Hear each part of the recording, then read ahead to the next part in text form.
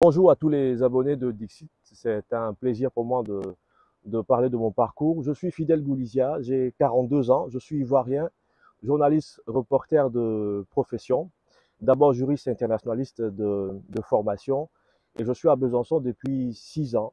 Et quand on me dit Besançon, c'est où? Je dis Besançon, c'est dans l'est de la France, la ville natale de Victor Hugo. Et donc, je continue mon parcours ici depuis 6 ans et je termine une thèse dans mon pays, la Côte d'Ivoire, sur la mise en œuvre nationale du droit international humanitaire. Le droit international humanitaire, c'est le droit des conflits armés. Donc j'essaie de voir dans ma thèse comment la Côte d'Ivoire essaie de respecter ses engagements au niveau des conventions de Genève de 1949 et de leur protocole additionnel de 1977 et voir justement comment la prévention au niveau du respect des conflits armés, l'application de ce droit quand un conflit éclate, et puis la répression des crimes graves du droit international humanitaire dans le cas spécifique de la Côte d'Ivoire. Vous savez que la Côte d'Ivoire, entre 2002 et 2011, a connu une décennie de crise militaro-politique. Et mon travail essaie justement d'évaluer justement cette mise en œuvre nationale du droit des conflits armés. Voilà, je suis également écrivain. J'ai commis en 2019 mon premier roman, Tiapalo Tango, qui est un procès sur la démocratie, sur l'avenir de la démocratie et des libertés publiques en Afrique en général. Et donc, je m'apprête à commettre un deuxième roman d'ici la fin de l'automne. Voilà, en somme, ce que je peux dire sur ma présentation. Comment es-tu arrivé à Besançon? Alors, mon histoire avec Besançon, c'est d'abord une histoire d'amour. En 2016, j'ai un reportage de la chaîne qui m'emploie à Paris sur un forum entre la France et l'Afrique. Et puis, une semaine plus tard, j'ai un autre forum à couvrir à Bruxelles, un forum sur le branding de l'Afrique. Et je rencontre justement ma compagne à Besançon et donc je reste à Besançon. Et mon histoire avec Besançon, c'est finalement une histoire d'amour. Donc, d'abord parti pour une question de travail et resté finalement pour une question d'amour. Donc, voilà, une histoire d'amour professionnelle, on va dire, entre Besançon et moi. Et pourquoi le métier de journaliste? Alors, c'est une grande histoire, ce métier. On est en 2005, je finis de mon 2EA. Le 2EA à l'époque, c'était le Master 2. Il n'y avait pas de licence Master et doctorat. Donc, je finis mon 2EA en décembre 2005. Je le soutiens à Abidjan. Et j'étais boursier de l'État, je n'avais plus de bourse. Mais en même temps, c'est vrai que j'ai fait le droit. Mais le droit ne me passionnait pas tant. En réalité, ce qui me passionnait depuis l'enfance, c'est le journalisme. Moi, j'étais très fan de reportages à la télévision, à la radio, dans les journaux. Mon père était instituteur. Et donc, chaque fois, on avait les journaux du parti politique. C'était un parti unique à l'époque en Côte d'Ivoire. Et donc, moi, je lisais beaucoup. Mon père était également bibliothécaire. Et donc, je lisais. J'apprenais beaucoup à cela. Et puis, il y a eu des figures cathodiques en Côte d'Ivoire qui m'ont marqué. Un monsieur comme Mamadou Ben Soumaoro, c'est quelqu'un qui m'a marqué, un énorme orchestre au niveau de la RTI, qui pouvait gérer l'orchestre de la RTI avec Manu Dibango et en même temps créer des stars comme Aïcha Kone. Donc l'idée pour moi, c'était vraiment de ressembler à des personnages comme Mamadou Ben Soumaoro, qui nous a quittés, hélas. Et donc en 2006, je commence par les radios de proximité à Abidjan, dans la plus grande commune d'Abidjan, Yopougon, la commune la plus peuplée, je pense. Et il y avait deux radios à l'époque. C'était Radio Amitié et Radio Yopougon. Moi, j'ai commencé Radio Amitié en 2005 avec des émissions de jazz. Donc, j'ai commencé en tant qu'animateur avec des émissions de jazz, musique, des magazines sur la musique africaine avant d'aborder l'animation en matinale de 6 à 10 heures pour les auditeurs qui se réveillaient. Donc, j'ai commencé d'abord en tant qu'animateur. Et puis, à l'époque, je me rappelle, j'étais payé à 30 000 francs CFA. C'était des primes. 30 000 francs CFA, c'était autour de 50 euros. Donc, l'idée, vraiment, c'était la passion.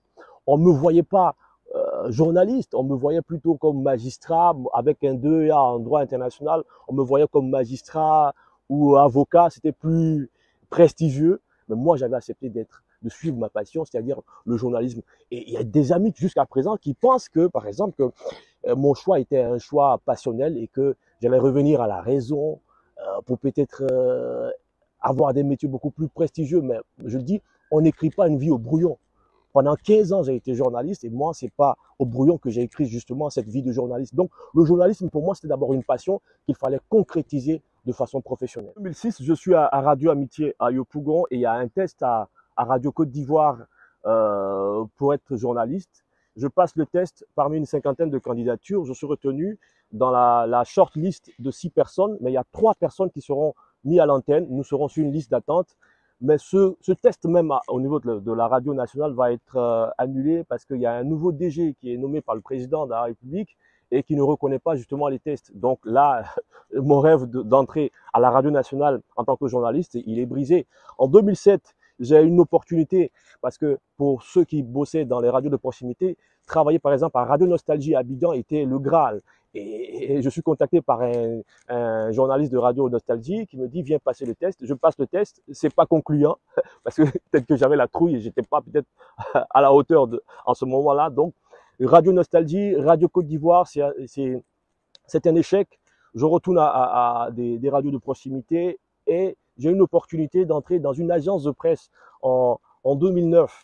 En 2009, l'agence de presse est Alerte Info. C'est une agence de presse qui est sur le modèle de l'AFP, l'agence France Presse, et qui est dirigée par quelqu'un de l'AFP justement, et qui a le feeling de l'AFP et qui nous apprend justement les règles de l'écriture de journaliste agencier, qui est différent d'un journaliste de presse écrite, d'un journaliste de télé. Donc, je pars au Bénin et mon aventure internationale commence là au Bénin en janvier 2010. Je suis correspondant de l'agence Alerte Info à Cotonou et je couvre la première fois en 2010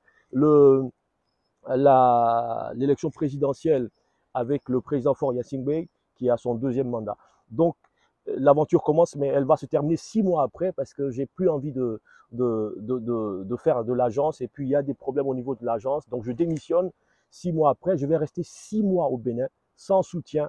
J'ai envie de retourner en Côte d'Ivoire, mais mes amis me disent de retourner. Même ma mère, elle me dit retourne en Côte d'Ivoire parce que tu n'as plus de moyens, tu n'as plus de moyens de subsistance. Et c'est un ami béninois qui me recueille chez lui avec sa famille. Pendant 6 mois, je reste au Bénin parce que j'ai envie de faire la télévision. À cette époque-là, c'est LC2 Télévision qui fait le carton.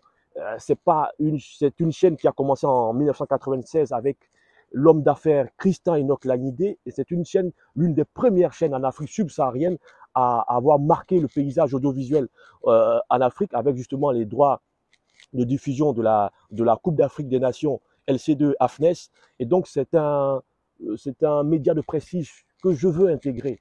Mais j'ai juste la passion de vouloir faire de la télévision au Bénin parce qu'en Côte d'Ivoire, il n'y a pas encore de télévision. Le paysage médiatique ivoirien, il est fermé, il ne s'est ouvert qu'en 2020. Donc, mon idée, c'est de faire la télévision, d'apprendre la télévision à une grande école comme celle de LC2 Télévision. Et c'est un contact, c'est une connexion, mais incroyable qui va me faire entrer à LC2. C'est celle de Patrice Lui, qui est un ancien de Europe 1, qui a fait la Martinique et qui est correspondant au Bénin du journal Le Monde. Alors, il détecte en moi quelques aptitudes parce que je lui présente mes reportages de retour de l'élection présidentielle du Bénin. Il me dit, tiens, jeune homme, viens chez moi une fois par semaine. Nous allons essayer de travailler un peu ton écriture journalistique. Et c'est comme ça, au bout de 1 mois, Patrice, lui, prend son téléphone, il appelle la directrice de LC2 Télévision, une réalisatrice, il dit, j'ai sous la main un jeune homme ivoirien, il peut faire l'affaire, en tout cas au niveau de LC2 Télévision, au niveau de la rédaction. C'est comme ça qu'en janvier 2011, moi je rentre à LC2 Télévision. Et donc j'apprends la télévision pendant 1 an et demi à LC2 Télévision.